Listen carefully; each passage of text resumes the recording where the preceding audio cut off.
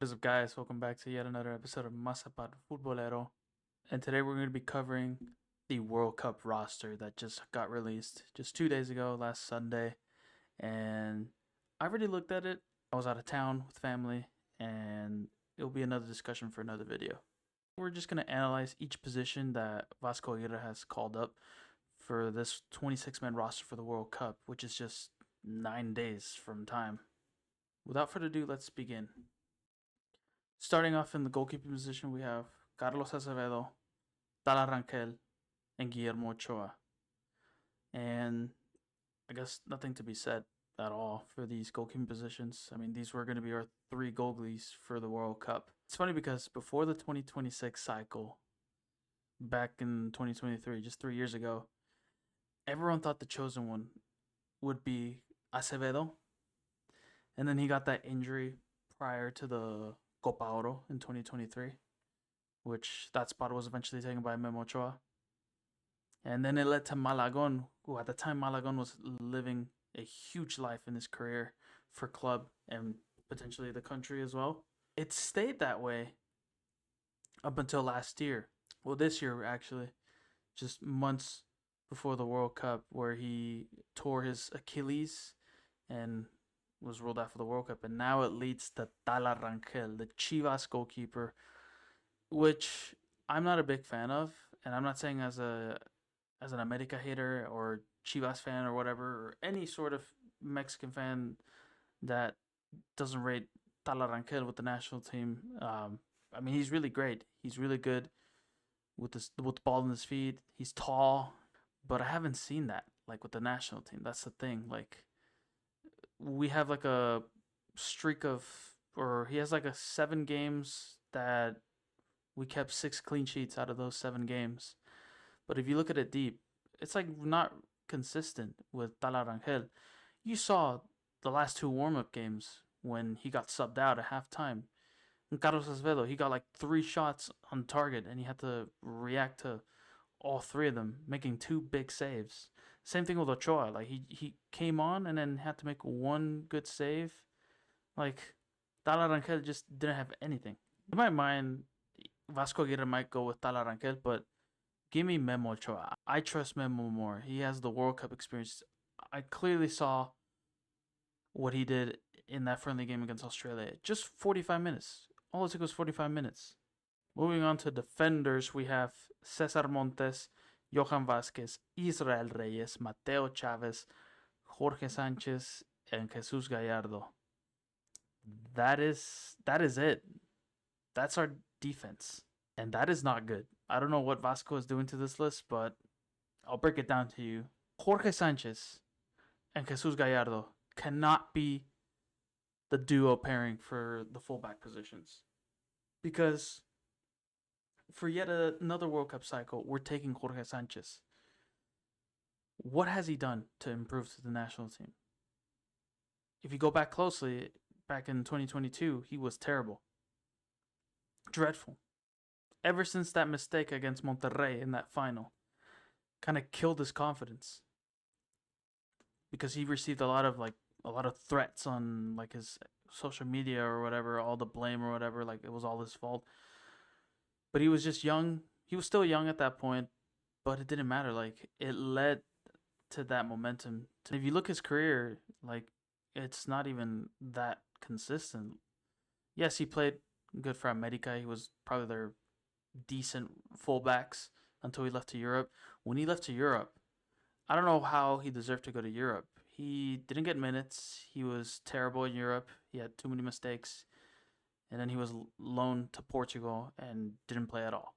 And then came back to Liga MX. And then for some reason goes to Europe, which I don't even think he plays. As a matter of fact, I don't even watch the Greek league. Like, no disrespect to any Greek supporters out there, but it's just not really interesting. I don't get how Richie Ledesma busted his ass off for having a huge Ligia campaign. He was dying his soul to get on that roster. All for that to just call up Jorge Sanchez, which is pathetic. Another thing, like, we have no natural replacements for Johan Vasquez. Like, do you realize that? You have a replacement for Cesar Montes, but I prefer playing Israel Reyes as a right back. You have two natural left center back positions like Everardo Lopez could be a nominee. Even Jesus Gomez, who had a decent game against Ghana and somewhat an okay game against Australia. He made a good cameo appearance. And you don't take him. You don't take either one of them. I would have preferred Everardo Lopez, have the youth to get that experience at a World Cup. We're going to move on to the midfielders. We got Edson Alvarez, Alvaro Fidalgo, Eric Lira, Luis Romo, Luis Chavez, Gilberto Mora, Brian Gutierrez, Orbelin Pineda, and Obed Vargas. Now, he executed the midfield correctly, somewhat correctly, like excluding Xavi Rodriguez. That guy is gone for the national team.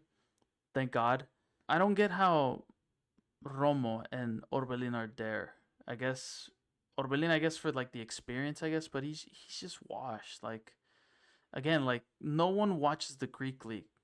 I don't rate the Greek league. I'm sure any Mexican fans out there don't rate the Greek league. And as I said before, I don't want to offend any Greek supporters out there. The country's beautiful. I would love to visit there. He could be good for AEK Athens, but when he comes to the selección, he does nothing. Like, you put him as a left wing, does nothing. You put him in the midfield specifically, like, what is he going to do? Romo, like, I guess for that depth chart, you can put him as a center back, but he's just a back pass merchant. Like, he doesn't attack. He doesn't, like, looks dangerous or whatever. So that also annoys me, him wearing the number 7 shirt. That number should have been given to Gilberto Mora, to be honest. Another shout that I want to give is Luis Chavez. He deserves a shout. He looked really good against Australia. And this is a guy that is coming back from a long-term injury, from an ACL injury that was last year, to be specific. People thought that he was not going to make it. And surely enough, he actually made it. And he didn't get any minutes for his club until like the conclusion of the season. But he still has that potential set piece magic, and it actually worked against Australia. And I wouldn't mind to start him in the midfield position. Like, the perfect midfield that I would put would be Edson, Luis Chavez, and probably Gilberto Mora.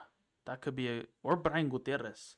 I would shift Mora to the left wing. Finally, we have our forwards: Roberto Alvarado, Armando Gonzalez, Alexis Vega, Cesar Huerta, Raúl Jiménez, Julián Quiñones, Santiago Jiménez, and Guillermo Martinez? What? Are we good? Like, I don't get it. That's like the head-scratching part of this segment. Like, what the fuck is Memote Martinez in this list? Like, why is he getting the GOAT treatment that, oh yeah, this is my guy that I wanted to bring as my third string striker to get a goal in the last couple of minutes of the game. He was okay, good goal against Ghana, but it was a nasty goal, to be honest. The way he just like turned his body and then it just like blasted top right corner of the net. But he completely ghosted against Australia, which doesn't make any sense. And keep this in mind, for club level, he's terrible. I don't even think he's their main guy. Not even a backup. He's probably their third string for Pumas. 5 goals in just 15 matches. You mean to tell me that this guy with only 5 goals in Liga MX is one of the 5 strikers that we're going to take to the World Cup? Like, I would prefer taking Berterame. And he's doing way worse with Miami. That is just unacceptable for Vasco. I'm glad that I didn't attack Piojo Alvarado first, because normally I would attack Piojo Alvarado first. But it's whatever. It's one of Vasco's boys, and I really hope he doesn't start him, but he might start him.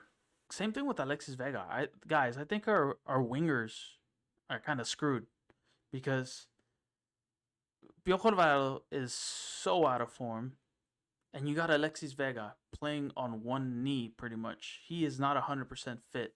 He's just an injury-prone player. Plus, he just slows our attacking tempo. You saw the numerous times that I shouted at my TV to tell Alexis Vega to shoot the ball. All he does is just cuts inside, like chukes the defenders or whatever, tries to take a shot. Immediately, a defender blocks it. It's just pathetic from Alexis Vega. I'm like so sick of him. Overall, I'm gonna give this squad like a 6.5 out of 10. It's pretty much a decent squad, but it needs more flair. I'm still having us topping our group. We're gonna have an undefeated group. We're gonna get 7 points minimum, maybe go for 9 points, but we need that. We need that ganas that we have like in the past World Cups. Besides the last one, I guess I'll start creating my starting lineup. I'm gonna go with the usual 4-3-3. I'm gonna put in goal. Give me Memo Ochoa. I don't want to hear a comment section.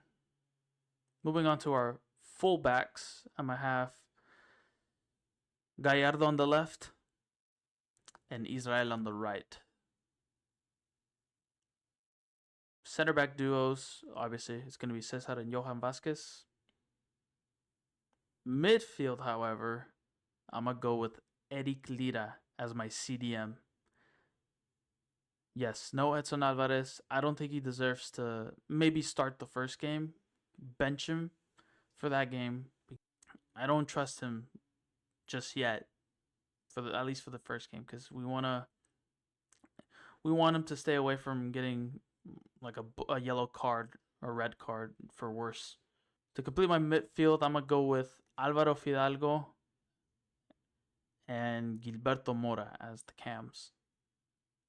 Up front, the wingers, I'll go with Brian Gutierrez on the left wing.